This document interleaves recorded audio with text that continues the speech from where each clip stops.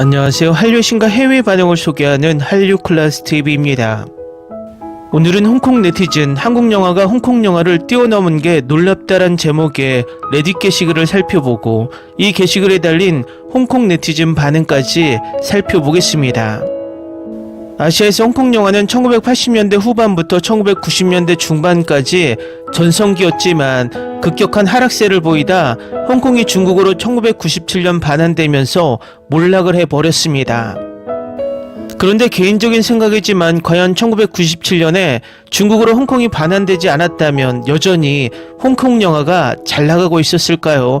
저는 전혀 그렇지 않다고 생각합니다. 홍콩 무협 누아르 전성시대를 직접 경험한 저로서는 홍콩 영화는 소재 부족과 창의성 부족으로 1990년대 중반 이미 몰락을 했었고 우연히 그 시기가 중국 반환과 겹쳤다고 생각이 듭니다. 매번 김용 작가의 의천도령기, 녹정기, 천룡팔부, 신조협료, 소강호, 사조영웅전 등 한 작가의 작품만 우려먹다가 지금의 할리우드가 히어로들을 우려먹다 흥행참패를 당하는 것과 같은 상황이었습니다. 홍콩 영화가 전성기 때는 딱 비디오 대여의 전성시대에 맞물렸고 수많은 홍콩 무협 누아르가 폭포수처럼 쏟아졌는데 그 아류작들이 정말 형편없는 작품들이 많았다는 것입니다. 한마디로 어떤 장르가 인기를 끌면 그 비슷한 장르를 공장에서 제품을 찍어내듯이 급조해서 찍어냈고 그 반복되는 내용 반복과 액션들이 관객과 시청자들을 질리게 만들었다는 것입니다. 지금 중국으로 흡수되면서 중국에서도 홍콩 영화의 오류를 반복하고 있습니다. 똑같은 무협을 정말 질리도록 찍어내며 21세기에 매년 똑같은 소재의 의천도령기를 연도별로 찍어내고 있다는 것입니다.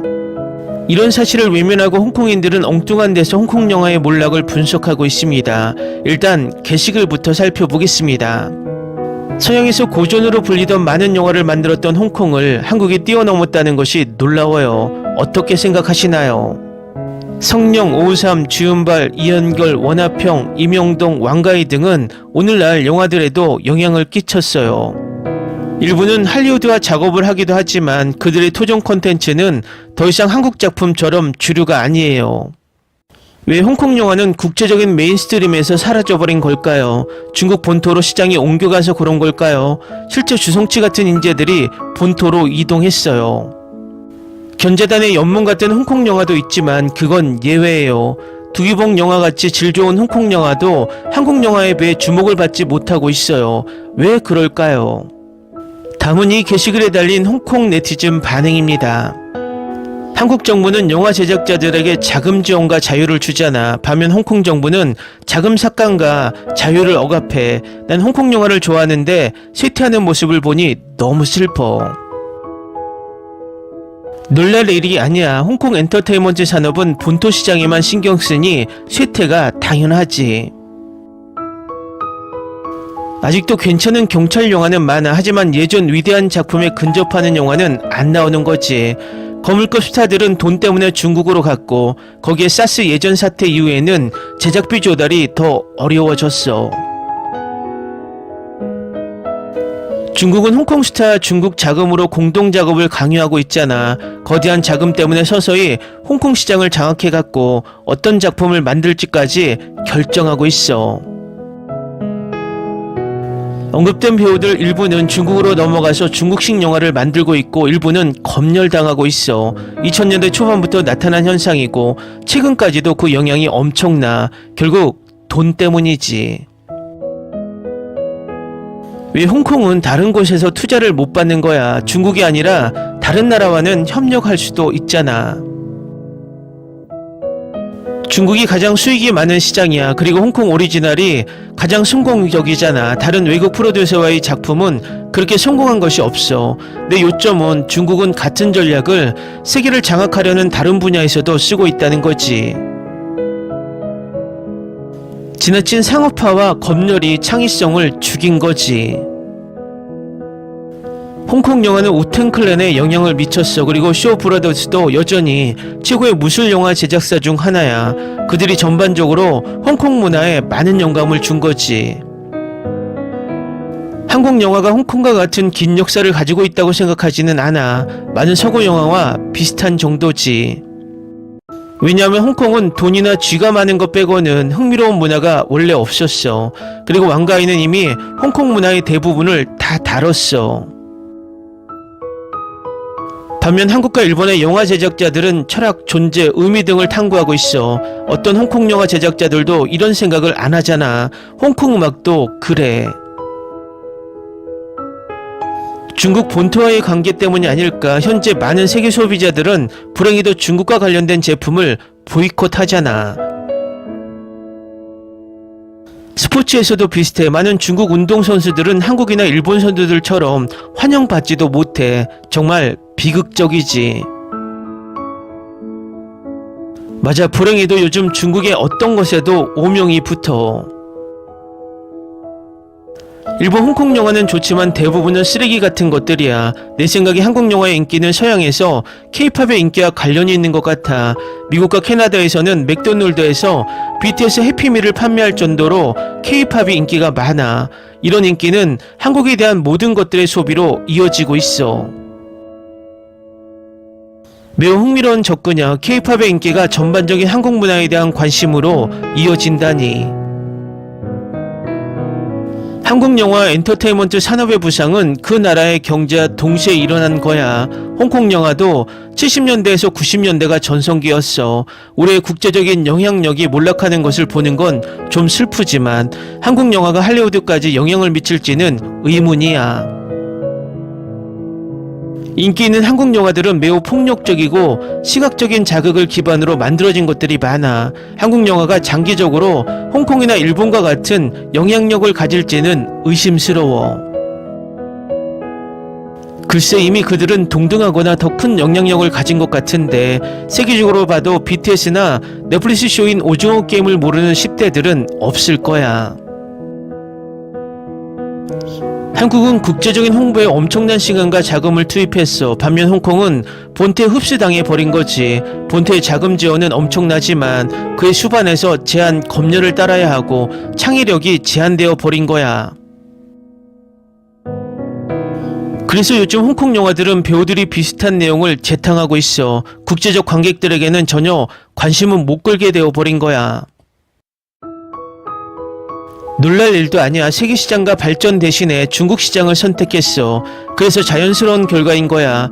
단기적인 이익을 노린 사람들 때문에 젊은 세대들은 고통을 겪는 거지. 한국 영화가 흥한 건 넷플릭스의 힘 아닌가? 홍콩 영화도 넷플릭스에서 공개되잖아. 좋은 영화도 있는데 언론에서 그렇게 관심을 못 받는 것 같아. 아마도 한국 연예 산업이 언론의 입맛에 더 맞나봐. 좌파 진보적이잖아.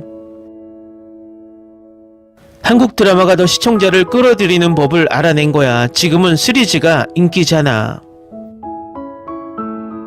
내 친구는 왕가의 작품을 좋아하고 난 주성치를 좋아해. 한국 작품이 인기 있는 이유는 엄청난 기대감과 오징어 게임 때문이야.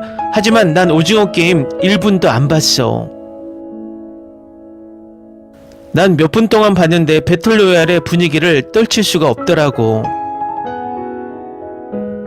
우리 부모님은 완전 빠지셨어. 근데 많은 사람들은 디자인이나 패션 같은 것을 좋아하더라고. 정작 드라마의 핵심을 놓치는 것 같아. 또 많은 사람들은 한국 음악에도 빠져 있더라고. 하지만 난 홍콩 락밴드를 계속 찾고 있고 사랑하고 있어. 내 생각에 K-팝은 좀 더 자극적인 것 같아. 사람들이 홍콩 음악을 접하면 더 좋아하게 될 거야. 그냥 한국 영화가 더 잘 만들어서 그런 거야. 한국 영화는 2000년대를 돌아봐도 올드보이 같은 영화가 있었어. 하지만 그 당시에 홍콩 영화가 더 알려져 있던 것뿐이고. 한국 영화 산업은 엄청난 성장을 했고 홍콩은 그러지 못했어. 우리는 750만의 인구지만 한국은 5100만의 인구야. 규모 면에서 보면 한국은 더 성장하게 될 거야.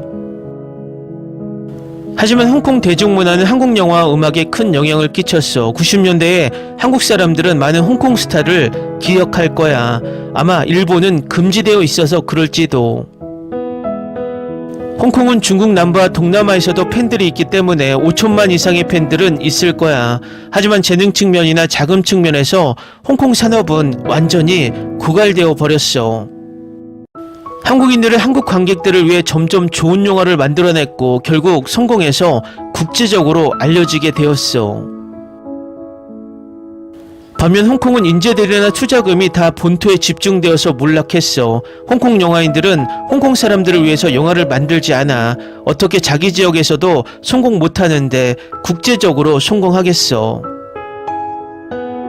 내 생각에 한류는 주로 정부의 지원 때문이라고 생각해. 물론 장점도 있긴 하지. 요리도 훌륭하고 태국 정부도 같은 조치로 해외에 있는 태국 식당에 자금을 지원해주고 있어. 난 요즘 영화나 오래된 홍콩 영화 모두 좋아해. 하지만 영화 보면서 뭔가 특별한 것을 못 느끼겠어. 긴장감 같은 것이 없더라고. 반면에 한국은 회색지대랄까 모호함이 있어. 홍콩 사람들은 선악이 확실한 것을 좋아하지만 한국은 그런 부분에서 더 잘 만드는 것 같아. 맞아, 홍콩은 그런 점이 있지. 반면에 일본은 또 어둡고 한국은 너무 어둡지도 않고 가볍지도 않게 조화를 잘 이루는 것 같아. 그리고 홍콩의 예술 역사는 꽤 깊은데 본토 관객들의 입맛을 맞추다 보니까 원래의 맛이 사라져 버렸어. 일본 영화는 몇 명의 감독을 제외하고는 정말 끔찍해. 드라마나 애니는 괜찮은 게 많은데 영화는 진짜 형편없어. 한국이 딱 너무 어둡지도 않고 가볍지도 않게 밸런스를 이루지. 일본식 유머도 미국인들이 볼 때는 너무 이상해. 주성치 영화는 해외 팬들도 있는데 일본 코미디는 따라가기가 어렵더라고. 한국 정부가 해외 홍보를 위해 막대한 예산을 영화나 K-팝에 지원하잖아. 주요 전략 때문에 인기가 있는 거지. 홍콩 영화는 처음에 제한된 예산에서 최고의 영화를 만들기 위해서 노력했어. 하지만 점점 인기가 높아지면서 영화 제작비만 높아지고 제작 기술에 대한 투자는 소홀히 했지.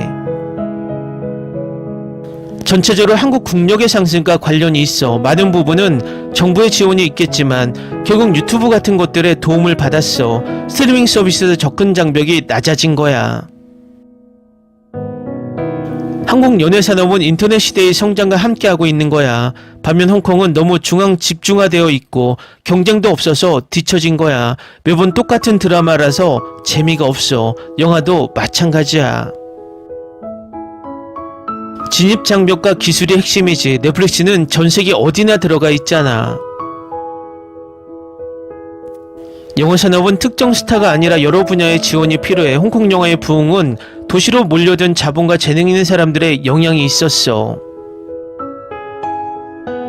홍콩 경제가 좋아지면서 동남아를 넘어서 영향력을 확대하고 몇십 년간 전성기를 달린 거지. 그러나 홍콩이 중국으로 넘어가면서 홍콩의 자금과 재능은 본토로 흘러들어갔어. 검열은 단지 이미 만들어진 관에 못질 정도 한 거야. 맞아, 중국으로 인재 유출이 심했지. 또 검열은 점점 강화되고. 근데 단지 이런 이유 때문에 미국인들이 홍콩보다 한국 문화에 관심을 가지게 된 걸까? 요즘은 인재들이 중국에서도 탈출한다고 하던데. 중국과 홍콩의 블록버스터 영화는 쓰레기야. 면도날처럼 얇은 줄거리, 시시한 농담, 1차원적인 캐릭터, 배우들은 자신들이 스타라는 자만심, 주성치나 성령의 역겨운 짓거리를 봐봐. 예전에 왕가위의 중경상님 같은 작품은 요즘 나오는 쿵푸 똥 같은 것들에 비해 정말 아름다워. 정말 스타들에 대한 부분은 동감이야. 홍콩 스타들은 대부분 할리우드에나 진출하려고 하는데 결과도 안 좋아. 반면 한국은 자신들이 잘하는 것에 집중하고 스타가 아니라 영화, 음악, 버라이티 쇼 같은 것들을 수출해. 홍콩 스타가 나온 괜찮은 할리우드 영화도 있긴 하지. 근데 그들이 홍콩에서 계속 있었다면 더 좋은 영화가 만들어졌을지도 몰라.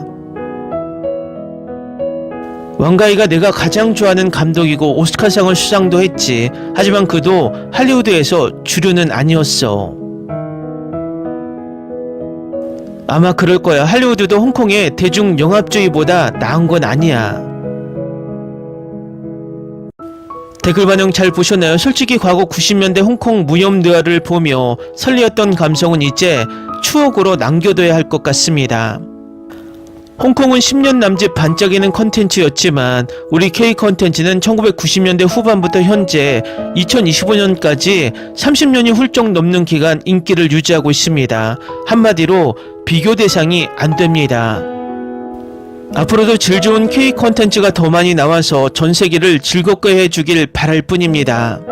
재밌게 잘 보셨나요? 여러분의 구독, 좋아요, 댓글, 알림 설정은 영상 제작에 큰 힘이 됩니다.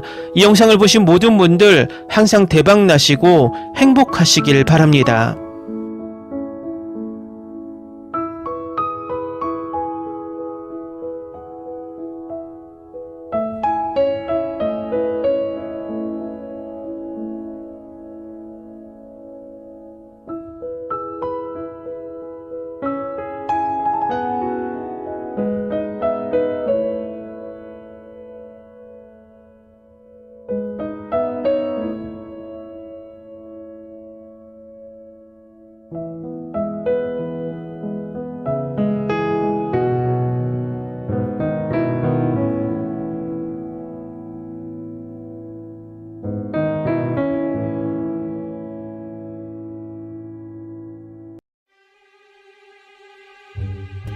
Ni se te ocurra.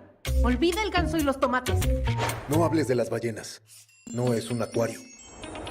No actúes como tu tonta. Que eras una genio. ¿Sí? No vayas a presumir, a la gente no le gusta eso. Y no digas cosas sin sentido. Y bueno, ¿terminamos? Hasta pronto. Abogada, tengo mucha curiosidad por conocerla.